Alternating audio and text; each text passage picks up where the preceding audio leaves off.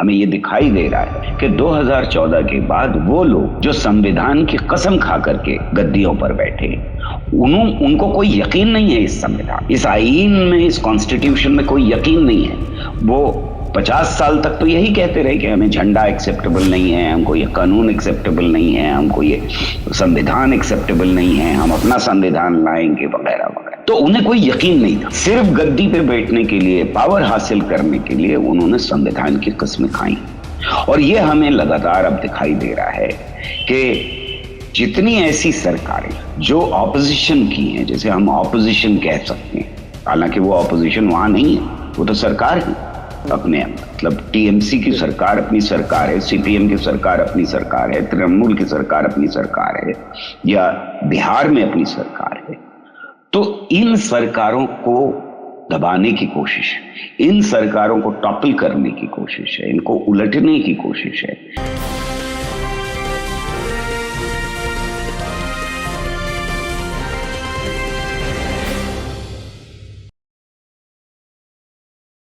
Hello, नमस्कार, आदाब, सत श्री अकाल और अस्सलाम वालेकुम। मैं हूं मोहम्मद अहमद काज़मी, लेकर आया हूं आपका पसंदीदा कार्यक्रम आपके रूबरू।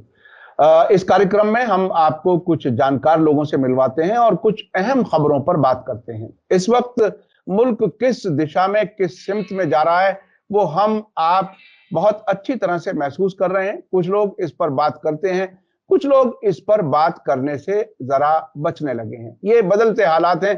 बहरहाल हमें कोशिश करनी चाहिए कि अच्छी पॉजिटिव जर्नलिज्म के जरिए, अच्छी इंफॉर्मेशन के जरिए और अच्छे एनालिसिस के साथ हम मुल्क के हालात को समझें।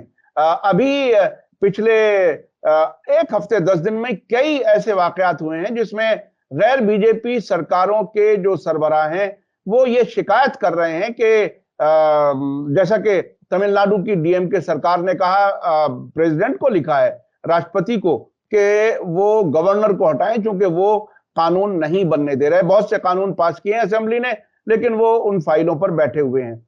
इसके अलावा दिल्ली की आम आदमी पार्टी की सरकार ने भी कहा है, सुप्रीम कोर्ट में हलफनामा दिया है, जिसमें कहा है कि जो सरकारी अफसर हैं वो हमारे बुलाने पर नहीं आते, मीटिंगों में मिनिस्टर्स के साथ नहीं आते। अभी हाल ही में तेलंगाना के चीफ मिनिस्टर ने एक प्रेस कॉन्फ्रेंस करके बताया था कि उनके एमएलएस को जो खरीदने की कोशिश की जा रही थी, उसके इल्जाम में जो लोग पकड़े गए हैं, उन्होंने बताया कि 4 राज्यों में, जिसमें तेलंगाना, आंध्र प्रदेश, दिल्ली और राजस्थान की सरकारें हैं, वो सरकारें गिराने की वो कोशिश कर रहे हैं। इसके अलावा यह भी बताया कि 8 सरकारों को हम गिरा चुके हैं। झारखंड के चीफ मिनिस्टर ने पिछले हफ्ते कहा था कि ईडी वाले जो मुझे नोटिस भेज रहे हैं, समन भेज रहे हैं, ये ना करें, मुझे गिरफ्तार कर लें। तो ऐसी सूरत हाल में हमारा मुल्क पहुंचा हुआ है। इस पर बात करने के लिए मेरे साथ इस वक्त खास मेहमान हैं, बहुत ही जाने माने साइंटिस्ट, सामाजिक कार्यकर्ता और फिल्म मेकर गौहर रजा साहब। आप council of scientific and industrial research में एक बड़े ओहदे पर रह चुके हैं और इसके अलावा आपने बड़ी कामयाब फिल्में, डॉक्यूमेंट्री फिल्में बनाई हैं, जो शहीद भगत सिंह के बारे में एक इनकलाब फिल्म बनाई और उसके अलावा मुल्क की पहली जंग आजादी पर एक फिल्म बनाई जिसका नाम जंग आजादी था। तो इतने लंबे अरसे से दुनिया को देखने वाला शख्स आपके सामने मौजूदा हालात पर क्या बताते हैं वो आप सुनेंगे और आखिर तक जरूर देखें, ताकि आपको यह महसूस हो सके कि आखिर कैसे जो जानकार लोग हैं वो मुल्क के हालात पर उनका क्या नजरिया है। गौहर रजा साहब, वेलकम है आपका मीडिया स्टार। आदाब, बेहद शुक्रिया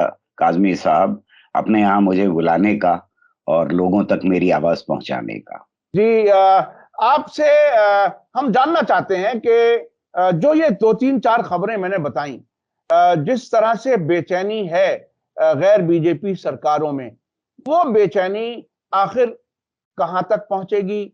आखिर हम उस जो जो डेमोक्रेसी है उस पैमाने पर कहां पहुंच गए? मुल्क किधर जा रहा है?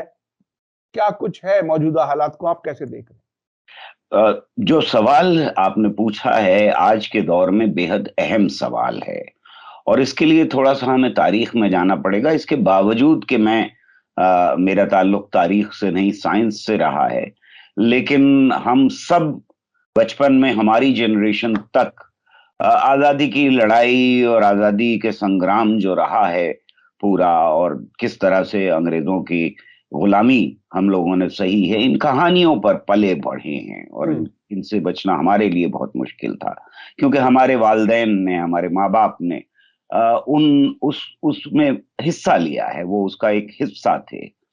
तो इसलिए तारीख में जाना बहुत जरूरी होगा। देखिए, अगर हम जिसको हम नेशन स्टेट कहते हैं, जहां से डेमोक्रेसी का आगाज होता है, वो ज्यादा से ज्यादा 300 साल पुरानी है दुनिया में।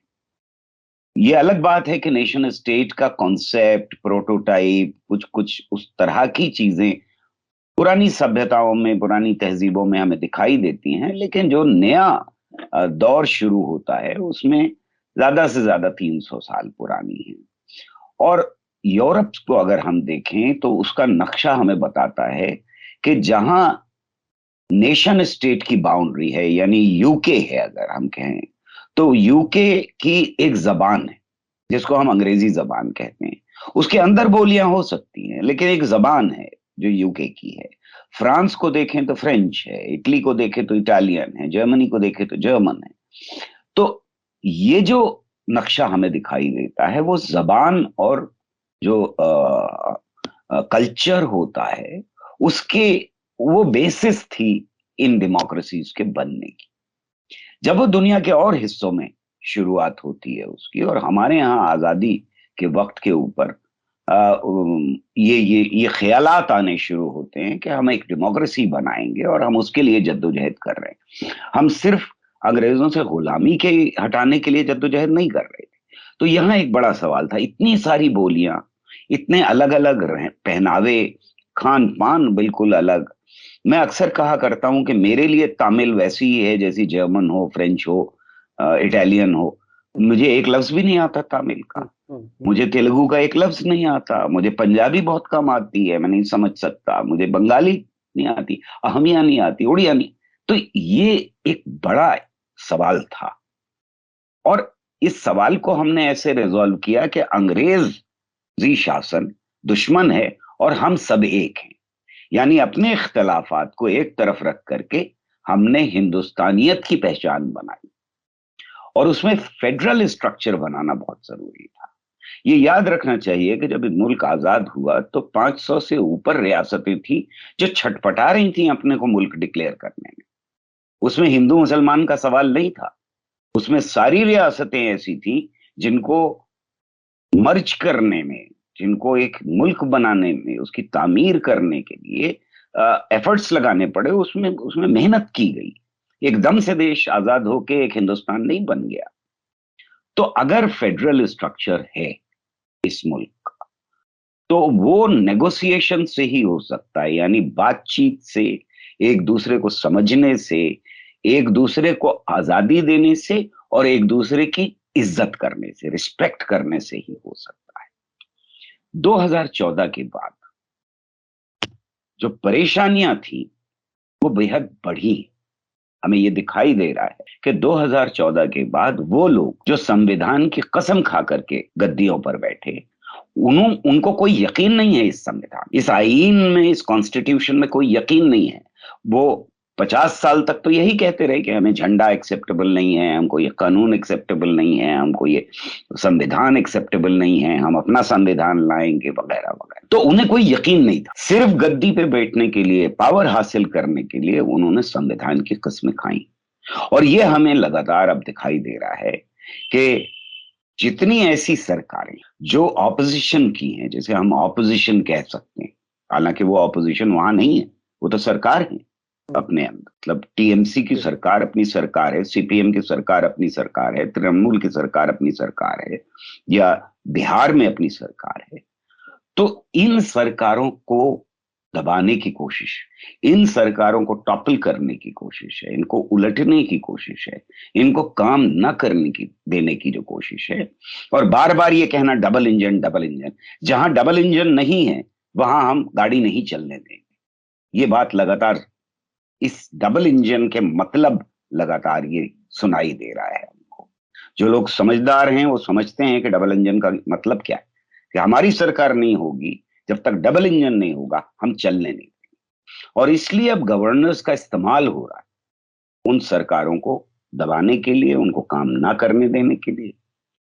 लेकिन उससे ज्यादा खतरनाक बात जो हो रही है, इस फेडरल स्ट्रक्चर के ऊपर एक बहुत बड़ा जो हमला हमें दिखाई दे रहा है, वो ये दिखाई दे रहा है कि हमने पूरी तरह से ब्यूरोक्रेसी का इस बीच में पॉलिटिसाइजेशन कर दिया। अब ब्यूरोक्रेट को ये लगातार मैसेज दिया गया है, उन्हें बताया गया है कि अगर तुम्हारी और कोई क्वालिफिकेशन हमें नहीं चाहिए, तुम हो सकता है कि बड़े इकोनॉमिस्ट हो, हम तुम्हें एक दिन भी, 2 दिन भी, 1 साल भी बर्दाश्त नहीं करेंगे, गवर्नर बनाने के बावजूद रिजर्व बैंक का बर्दाश्त नहीं करेंगे कि तुम हमारे डिक्टेशन पे ना चलो।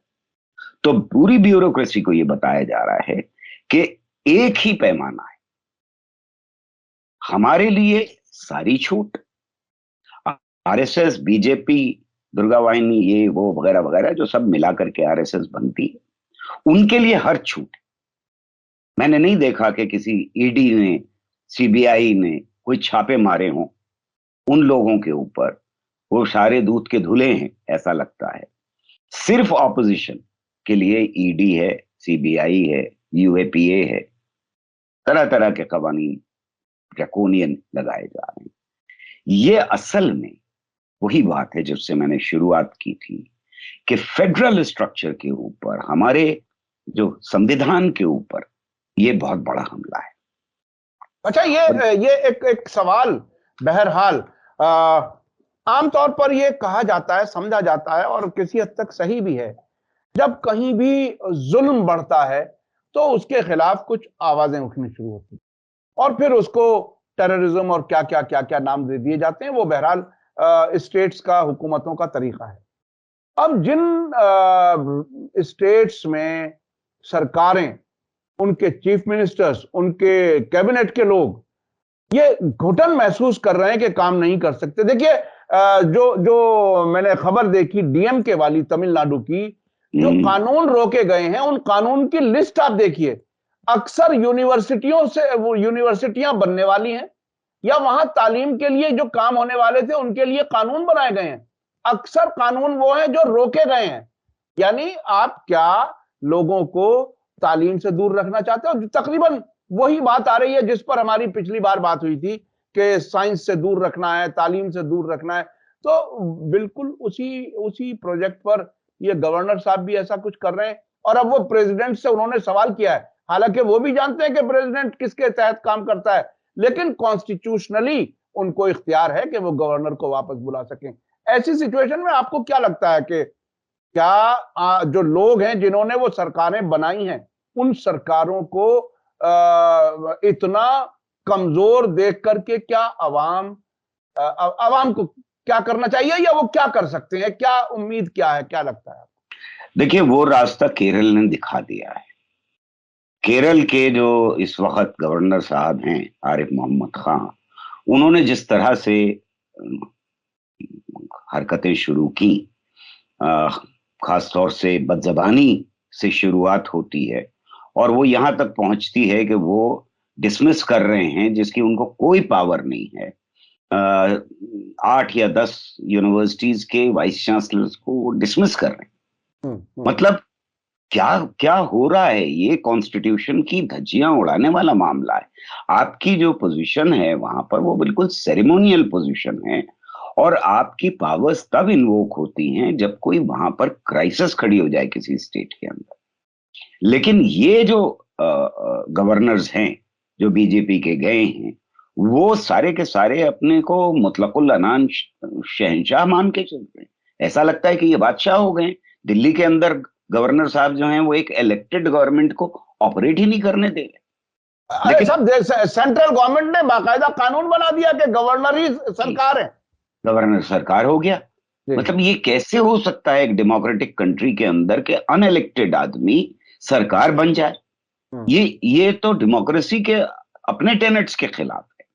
यानी आज अगर सारी प्राइम मिनिस्टर की पावर्स को प्रेसिडेंट के हाथ में दे दिया जाए, जो वो ले सकता है, इमरजेंसी लगा करके वो ले सकता है अपने हाथ में, तो क्या डेमोक्रेसी बचेगी इस मुल्क के अंदर? आप यही तो गवर्नर से कह रहे हैं कि तुम जो इलेक्टेड सरकारें हैं उनकी सारी पावर्स खत्म कर दो। वहां की जनता ने क्या किया है? वहां के अवाम ने क्या किया है? चलो गवर्नर के घर, मीडिया ने इसको नहीं दिखाया, लेकिन ये कॉल दी गई और कहा कि हम जाएंगे प्रोटेस्ट करने के लिए। तो अवाम के हाथ में हमेशा उनकी अपनी ताकत रहती है, और मैं समझता हूं कि आप जो सवाल पूछ रहे हैं उसका अवाम की तरफ से एक करारा जवाब जरूर आएगा, और वो जवाब और जगह पे रिपीट होगा। पर एक बात जो आपने कही वो बहुत अहम बात थी कि खरीद करके सरकारें गिराई जा रही। ये इतनी बेशर्मी से किया जा रहा है और इसका जश्न मनाया जा रहा है एक ऐसे मुल्क में जो अपने को डेमोक्रेटिक कहता है, डेमोक्रेसी कहता है, और न सिर्फ ये कि डेमोक्रेसी कहता है, दुनिया की सबसे बड़ी डेमोक्रेसी कहता है। उस मुल्क के अंदर खरीद करके सरकारें, कम से कम 6-7 सरकारें इस वक्त ऐसी हैं जो अगर लोग खरीदे ना गए होते तो सरकारें नहीं चल रही होती। वो ऑपोजिशन जिसे कह रहे हैं हम, उसके हाथ में होती। वहां खरीदे जा रहे हैं लोग, वो खुल करके मीडिया में आ रहा है, और सिर्फ हमारे जैसे मीडिया में नहीं, आपके जैसे मीडिया में नहीं आ रहा, बल्कि वो मेन स्ट्रीम मीडिया तक पहुंच जाता है मामला, और उनकी कीमतें बढ़ती चली जा रही हैं। पहले सुनते थे कि 15 लाख है, उससे पहले 10 लाख था, 15 लाख, अब 20 लाख, और इस बार तो 50 लाख तक, 50 करोड़ तक जी जी कह जी रहा जी। हूँ। अच्छा, मुझे एक वाकया और याद आया। अभी हाल ही के दिनों में आरिफ मोहम्मद खान साहब ने मीडिया के 2 बाकायदा चैनल्स का नाम लिया और ये पूछा कि उनमें से तो कोई नहीं है। एक केराली टीवी वहां पर है केरल का, और एक मीडिया वन है। उसको निकाल दिया गया। बिल्कुल मुझे याद आ रहा था जैसे डोनाल्ड ट्रंप वॉशिंगटन पोस्ट और सीएनएन के लोगों से बहुत चिढ़ते थे। तो ये गवर्नर की खुद प्रेस कॉन्फ्रेंस अपने आप में एक बिल्कुल नए किस्म की चीज है, और गवर्नर किसी मीडिया का नाम लेकर के कहे कि आप यहां रह नहीं सकते, यानी मुझे आप कवर नहीं कर सकते, मेरी खबर नहीं लिख सकते। तो क्या क्या क्या कुछ है ये? आरिफ मोहम्मद खान साहब आखिरी दिनों में आखिर किस उम्मीद में ये सब कर रहे हो सकते हैं? भाई देखिए, जिस प्राइम मिनिस्टर ने, जिस सरकार ने उन्हें चुना है, उस सरकार पे एक नजर डाल देते हैं पहले। प्राइम मिनिस्टर ने तो सारे ही मीडिया को बाहर निकाल रखा है। जी जी जी। जब से वो गद्दी पे बैठे हैं तब से आज तक उन्होंने एक भी प्रेस कॉन्फ्रेंस नहीं की। तो फिर आरिफ मोहम्मद खान, जो अपना गैर तहजीब याफ्ता होना साबित कर चुके हैं, दुनिया हिंदुस्तान के एक बड़े, और उनके उस्ताद, अपने उस्ताद अलीगढ़ से वो पढ़े लिखे हैं, वहां से प्रोफेसर इरफान हबीब साहब के लिए जो अल्फाज वो इस्तेमाल कर चुके हैं, उसके बाद कोई शक नहीं रह जाता कि वो गैर तहजीब याफ्ता है। ऐसा आदमी जाहिर है कि चुन चुन करके उन लोगों को ही सिर्फ रहने देगा कमरे में जो उसके गुन गाएं, जो कसीदे लिखें, कसीदे पढ़ें उनकी शान में। वो कसीदे पढ़ रहे हैं किसी और की शान में, तो ऐसा आदमी यही उम्मीद रखता है कि सिर्फ कसीदा खान जो हैं वो कमरे में रहेंगे, बाकी लोग उनके आसपास ना भटकें। पर मैं फिर लौट रहा हूं एक और मुद्दे की तरफ, और वो ये है कि मुझे बहुत अजीब बात लगी कि हमारे मुल्क की एक ऐसी स्टेट, जो स्टेट मानी जाती है कि वो डेवलप्ड है, वहां लिटरेसी लेवल बहुत हाई है, वहां लोगों के पास पैसा बहुत काफी ज्यादा है, और उनके हालात बहुत अच्छे हैं, वहां सारे के सारे एमएलए बिक जाते हैं शिवसेना के। और सिर्फ बिक ही नहीं जाते, बल्कि वो एक न्यूज बन जाती है कि जो जा रहा है वो वापस लौट के नहीं आता, जो बातचीत करने भी जा रहा है वो भी बिकने को तैयार है। वो हमें दिखाई देता है, एक लाइन लगी हुई है बिकने वालों की। और एक ऐसी स्टेट जिसको हम अंडर डेवलप्ड कहते हैं, जिसको हम कहते हैं कि वहां लिटरेसी का लेवल बहुत लो है, जिसको हम कहते हैं कि वहां भुखमरी बहुत ज्यादा है, लोग गरीब बहुत ज्यादा हैं, उस स्टेट में एमएलए नहीं बिकते। कोशिश तो बिहार में पूरी की गई थी 20 लोगों को खरीदने की, यही खबर कहती है। ये बहुत ही अहम कंपैरिजन है कि लोगों में कहीं जहां उसूल हैं, जहां अपने आप को कुछ उसूलों में पाबंद रखने का मिजाज है, वहां के लोग नहीं बिक रहे। और हमने महाराष्ट्र में अब से पहले जो एक सरकार 3 दिन की बनी थी एक गवर्नर साहब के जरिए, वो भी हमने देखा, और उन 3 दिनों में उन्होंने किन किन कागजों पर दस्तखत कर दिए वो भी हमने बहुत देखा। तो ये इस सूरत हाल में जहां स्टेट्स ने नाराजगी जाहिर की है बाकायदा खुल करके प्रेस में आकर के, और प्रेस ट्रस्ट ऑफ इंडिया जैसी, हालांकि मैं आपको बता दूं कि पीटीआई और यूएनआई आजकल सरकार की पसंद की एजेंसियां नहीं है, वो सिर्फ एक एएनआई को हर जगह सामने लेकर के आते हैं। और मुझे ये भी मालूम है कि पीटीआई के बहुत से जर्नलिस्ट को निकाल दिया गया वगैरह वगैरह। उसी ने तेलंगाना के चीफ मिनिस्टर की वो खबर की थी जिसमें उन्होंने प्रेस कॉन्फ्रेंस की थी, और लोगों ने भी किया होगा। अब आपको क्या क्या लगता है कि आखिर आगे क्या? ये एक बहुत बड़ा सवाल है कि मुसलसल क्या घुटन ही महसूस करती रहे अवाम, या समझदार लोग, या पढ़े लिखे लोग, या जो मुल्क के लिए कुछ हमदर्दी रखते हैं, जो मुल्क को अच्छे रास्ते पर चलाने की सोचते हैं, वो आखिर क्या करें ऐसे मौके पर? देखिए, उसका रास्ता जैसे मैंने कहा कि केरल की अवाम ने तो दिखाया ही है, लेकिन उससे पहले हमें वो रास्ता एक किसानों ने दिखाया, सीए के मूवमेंट ने दिखाया कि बिना घर से निकले हुए और नॉन वायलेंट रेजिस्टेंस के बिना बदलाव नहीं आ सकता। एक लंबी लड़ाई लड़ने की जरूरत है, ये बात किसानों ने हमें सामने रख दी हमारे खोल के किताब में। और ये लड़ाई मेरे ख्याल में जरूरी इसलिए है कि 2024 में इनका जाना जरूरी। अगर ये नहीं जाते तो हमारे फेडरल स्ट्रक्चर के ऊपर कहीं ज्यादा भयानक, हमारे एजुकेशन सिस्टम के ऊपर, हमारे साइंस एंड टेक्नोलॉजी के ऊपर, फेडरल स्ट्रक्चर के ऊपर और साइंटिफिक टेम्पर के ऊपर बड़े हमले का फिर इंतजार करना पड़ेगा हमको। मेरा मानना यह है कि अवाम उठेंगे और 2024 में पहला कदम यह है कि 2024 में इस सरकार को हराया जाए, क्योंकि ये सरकार, जैसा मैंने कहा, मेरे हिसाब से शपथ तो ली है इन्होंने गद्दी पे बैठने के लिए, वो कॉम्प्रोमाइज तो कर लिया इन्होंने कि शपथ लेकर के ये सरकार बनाए और गवर्नर बने और चीफ मिनिस्टर्स बने, लेकिन फिर जूतों के तले उसी कॉन्स्टिट्यूशन को रौंद। तो सबसे पहला काम यह है कि इनको हराने की जरूरत, और उसकी तरफ कदम बढ़ा रहे हैं अगर हम, तो हमें रेजिस्टेंस चाहिए, हमें वो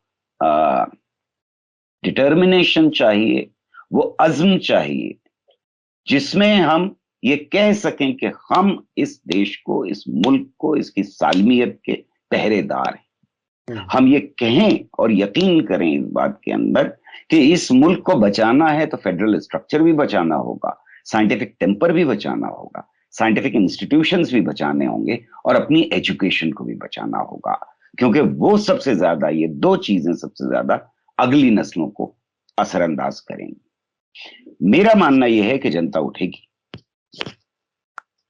और यही अवाम जिनको हम लाचार, हम लगातार इनको कमजोर, इनको बेवकूफ, हमारे एक दोस्त जज साहब हैं, वो तो 90% लोगों को इडियट कहते हैं मुल्क के, लेकिन ये याद रखना चाहिए कि यही जाहिल अवाम, यही गरीब अवाम, यही नादार लोग थे जिन्होंने अंग्रेजों को इस मुल्क से निकाला, यही थे जिन्होंने नेहरू को पहला प्रधानमंत्री बनाया, यही थे जिन्होंने इमरजेंसी को अपोज किया, इंदिरा गांधी को सर पे बिठाया और फिर उतार करके नीचे फेंक दिया, यही लोग हैं जिन्होंने जनता पार्टी को उठाया और हटा दिया। मेरा ये मानना है कि जिस दिन ये अवाम जाग गई, उसके सामने मुल्क को ये तोड़ने वाले लोग तोड़ नहीं पाएंगे। ये बहुत ही अहम है, और आपने बहुत ही जो जो जो दुखती रग है उस पर आपने हाथ रखा, और खास तौर पर आपने बताया कि फेडरल स्ट्रक्चर को बचाना और एजुकेशन को बचाना, साइंस को बचाना, ताकि मुल्क आगे बढ़े, ये बहुत जरूरी है, और इन्हीं के खिलाफ ये हुकूमत काम कर रही है। आपको उम्मीद है कि अवाम उठेगी। इसी अवाम ने अंग्रेजों को हटाया, इसी अवाम ने इंदिरा गांधी की इमरजेंसी के खिलाफ भी आवाज उठाई, उनको भी हुकूमत से हटाया, और यही अवाम जिसको कमजोर और बेवकूफ समझा जा रहा है, यही अवाम आएगी और यही तब्दीली लाएगी। बहुत बहुत शुक्रिया जनाब गौहर रजा साहब। कोई और खास बात अगर रह गई हो तो आप कुछ ऐड करना चाहें तो। आखिरी बात यही कहना चाहूंगा मैं कि देखिए, ये जो कुछ हमारे मुल्क में हो रहा है, ये ऐसा नहीं है कि और मुल्कों में नहीं। जो फिस्तायत होती है, जो फैशिज्म होता है, वो डेमोक्रेसी के कोख से ही तो जन्म लेता है। हम्म, और ये हमने पाकिस्तान में होते हुए देखा है, हमने लैटिन अमेरिका में होते हुए देखा है, हमने और म्यांमार को ले लीजिए आप, हम्म, पड़ोस का जी है। जी। अभी हाल में हमने क्राइसिस देखी है, जो श्रीलंका की क्राइसिस है। पर दूर जाएं तो अफ्रीका के कंट्रीज में होते हुए देखा है हमने। ये कुछ अकेले हमारे मुल्क में नहीं हो रहा, और हम्म, इसलिए हमें उनसे सबक भी लेना चाहिए। हम्म, उन मुल्कों से सबक लेना जरूरी है जो मजहबी जोश में बह जाते हैं। वो ये देख लें कि मजहबी जोश में बहने वाला, वो चाहे पाकिस्तान हो या म्यांमार हो, उसका क्या हाल होता है। उसका वो हाल होता है कि जब अवाम बिलबिला जाते हैं बदलाव के लिए, इस वक्त अगर हम रोक पाएंगे तो हमें कम कीमत चुकानी है। अगर हमने देर कर दी तो फिर हमें कहीं ज्यादा कीमत चुकानी पड़ेगी। गया तो आखिर में जिया साहब भी गए और हिटलर भी गया, बिल्कुल बिल्कुल। लेकिन कीमत अवाम को बहुत बड़ी चुकानी पड़ी दोनों के जाने की। पेनोचेट भी गया चिली जी से, जी लेकिन कीमत बहुत बड़ी चुकानी पड़ी। जी जी जी। हालात जब बहुत खराब हो जाते हैं तो कीमत भी उतनी ही ज्यादा देनी पड़ती है।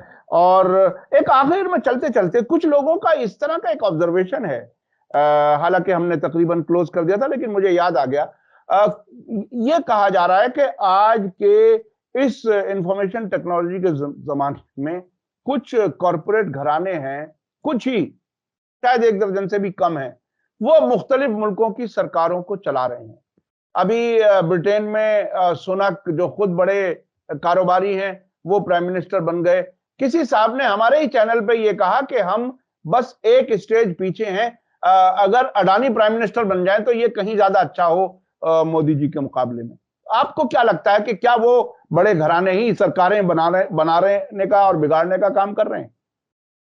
देखिए, किसी भी कैपिटलिस्ट कंट्री के अंदर जो पार्टीज काम करती हैं, जो हुकूमत चलाती हैं, वो दो तरफा उनका उनका रवैया होता है।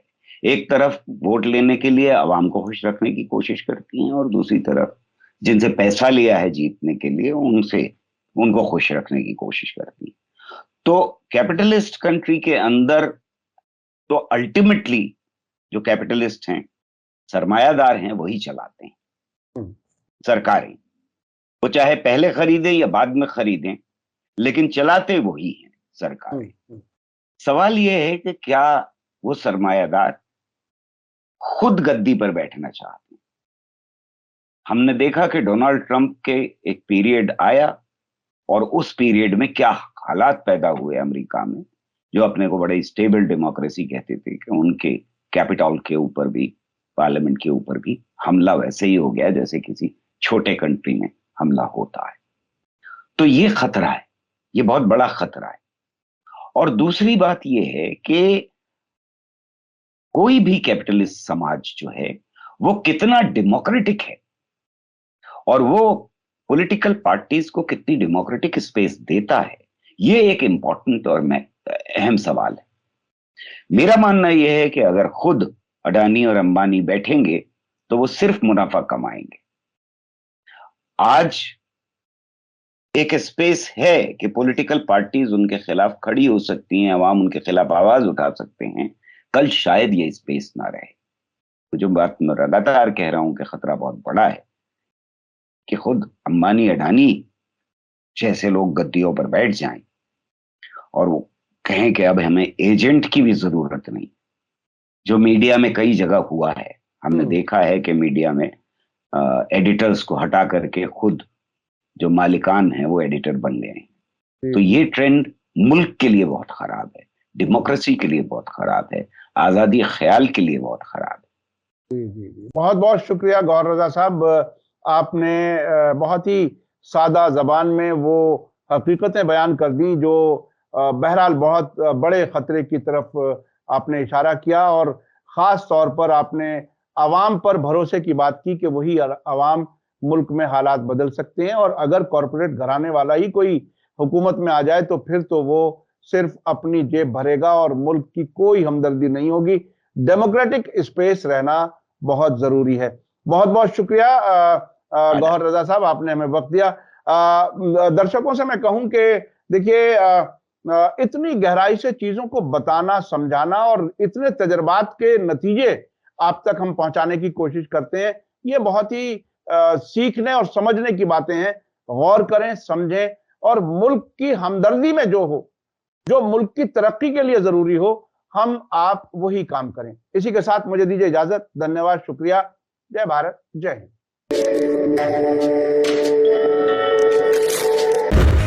मीडिया स्टार वर्ल्ड के और वीडियो देखने के लिए हमारे चैनल को सब्सक्राइब करें और सीधे नोटिफिकेशन पाने के लिए बेल आइकन दबाएं। और अगर हमारी खबर सच्ची और अच्छी लगे तो अपने व्हाट्सएप, इंस्टाग्राम, फेसबुक और ट्विटर अकाउंट पर जरूर शेयर करें।